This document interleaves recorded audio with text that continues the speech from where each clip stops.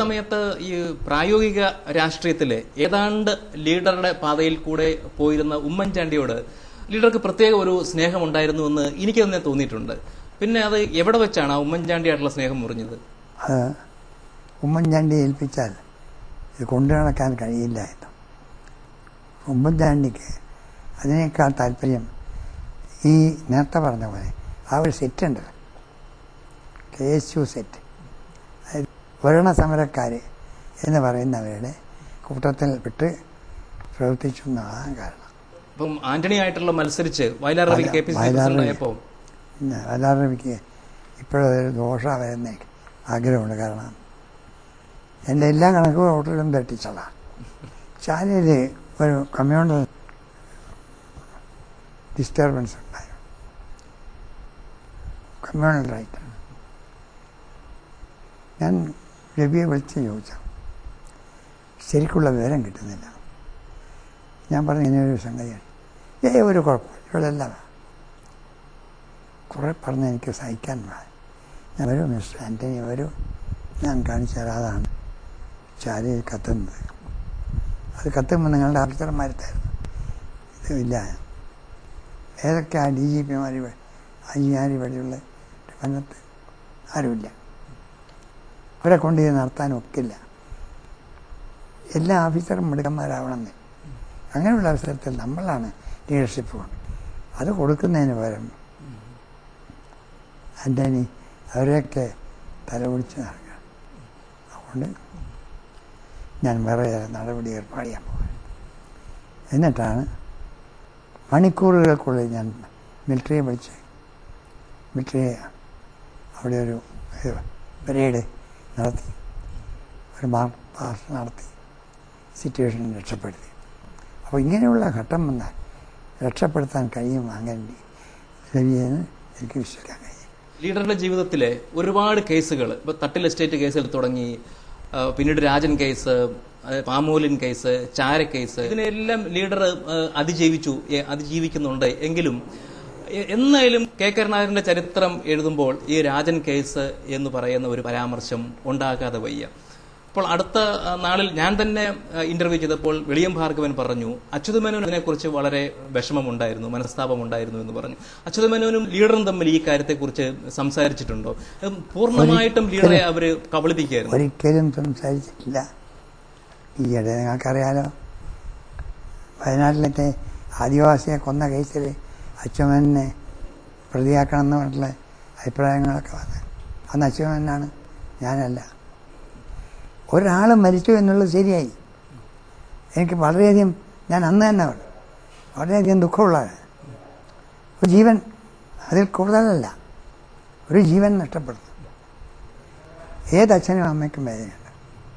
പക്ഷേ ആ സംഭവത്തിൽ ഒരാൾ പോയി എന്നുള്ള വേദന ഇപ്പോഴും ഉണ്ടെങ്കിലും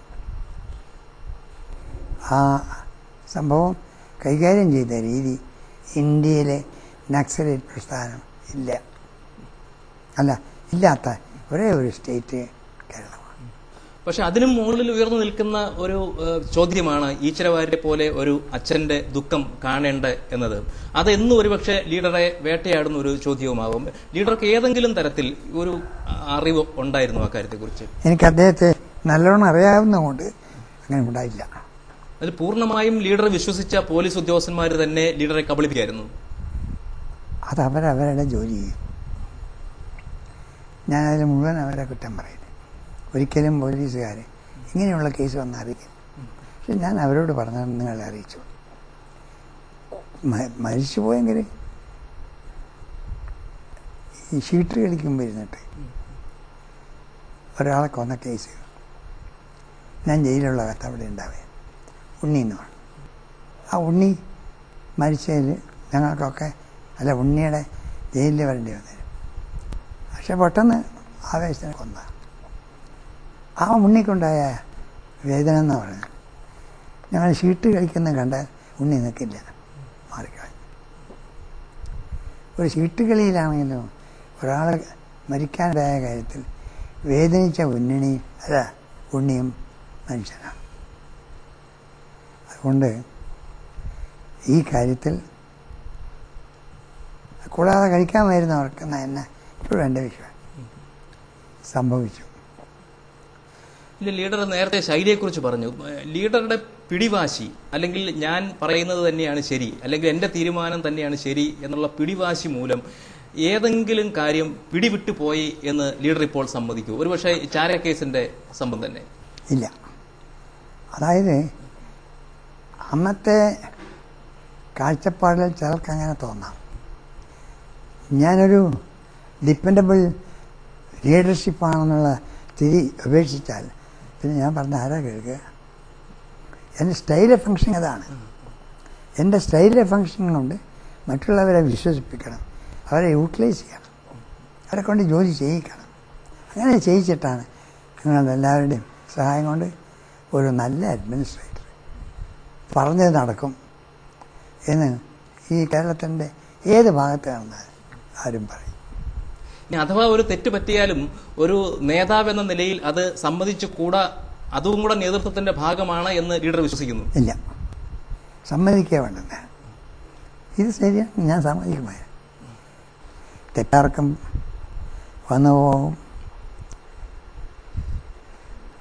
കവികുല ഗുരുവാം കാളിദാസനോ പോലും തെറ്റ് പറ്റിയില്ലെന്ന് പറയല്ല. ഞാൻ ചെയ്യുന്നത് മനഃപൂർവ്വം തെറ്റുകയല്ല, അതങ്ങനെ സംഭവിക്കണം എന്ന് വിചാരിച്ച് ചെയ്യുന്നതല്ല. സംഭവിക്കാതിരിക്കാൻ ശ്രമിച്ച് നോക്കുമ്പോൾ ചിലതിൽ അങ്ങനെ ഉണ്ടായിട്ടുണ്ടെങ്കിൽ അത് എൻ്റെ കുറ്റമല്ല, പ്രകൃതിയുടെയും സാഹചര്യങ്ങളുടെയും കൈകാര്യം ചെയ്യുന്ന ആളുകളുടെയും ഭാഗപ്പിഴവുണ്ട്. ലീഡറെ സ്നേഹിക്കുന്ന ഒരുപാട് ആളുകളുടെ ഒരു മനോഭാവം വെച്ചിട്ട് ഞാൻ ചോദിക്കുകയാണ്. ഒരു 29 വർഷം കേരളത്തിലെ ഒരു പാർട്ടിയുടെ നിയമസഭാ കക്ഷി ലീഡറായിരുന്ന ആളാണ്. 67 തുടങ്ങിയിട്ട് 9 പേരുടെ ലീഡറായിട്ട് തുടങ്ങി 111 പേരുടെ ലീഡറായിട്ട് മുഖ്യമന്ത്രിയായി 3 തവണ. കേരളത്തിലെ ഏറ്റവും ശക്തനായ രാഷ്ട്രീയ നേതാവ്, ഏറ്റവും കൂടുതൽ പരാമർശിക്കപ്പെട്ടിരിക്കുന്ന രാഷ്ട്രീയ നേതാവ്. ആ കെ കരുണാകരൻ ഇപ്പോൾ ഒരു MLA-യുടെ മാത്രം ലീഡറായ ഒരു അവസ്ഥ. അതിനോട് എങ്ങനെയാണ് ലീഡർ പൊരുത്തപ്പെടുക? എങ്ങനെയാണ് ന്യായീകരിക്കുക? ഞാൻ ഒന്നിനും പോവാതെ ഇരുന്ന കൊണ്ടാണ്. നാളെ പോയിട്ട് വേണമെങ്കിൽ കാണിക്കാം എനിക്ക് വല്ലതും ആവാൻ സാധിക്കുമെന്നുള്ളത്. വേണമെങ്കിൽ ഈ പാർലമെന്റ് ഇലക്ഷൻ വരെ നോക്കണം. സംശയം വേണ്ട, ഇവരൊക്കെ മാറ്റി നിർത്തുക. മാറ്റി നിർത്തുക വെച്ചാൽ ഇനി ഞാൻ നേരത്തെ പറഞ്ഞത് ഒരു ചാൻസ് കൊടുക്കണേ. ഇല്ലെങ്കിൽ ഈ മനുഷ്യൻ അവിടെ വിളിടത്തോളം കാലം ഒരു രക്ഷയില്ല എന്നുള്ള തോന്നുന്നത് അടുത്ത തലമുറക്കുണ്ടായാൽ അവിടെയും എൻ്റെ സ്റ്റൈൽ ഓഫ് ഫങ്ഷൻ ലീഡറോടൊപ്പം ലീഡറുടെ കാല് പിടിച്ച് നിന്ന പല ആളുകളും ലീഡറെ വിട്ടുപോയത് അത് അവരുടെ മാത്രം കുറ്റം കൊണ്ടാണെന്ന് ലീഡർക്ക് ഉറപ്പിച്ച് പറയാൻ കഴിയുമോ? മാത്രം എൻ്റെ അഭിപ്രായത്തിൽ മാത്രമാണ്.